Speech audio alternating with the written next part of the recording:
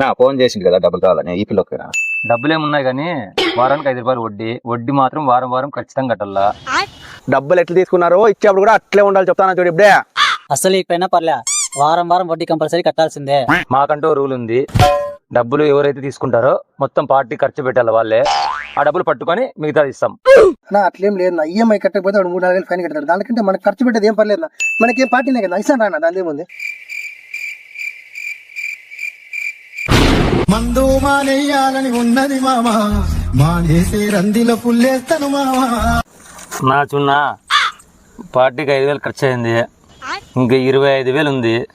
25,000 తీసుకొని మొత్తం 30,000, వారం వారం 1,500 వడ్డీ కట్టాల్సిందేనా? నేను ఇదే జవాబుదారుతనం.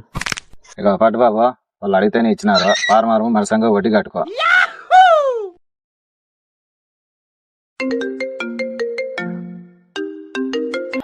హలో, డబ్బులు వచ్చేసాయినాయా? సరే సరే వచ్చేస్తాను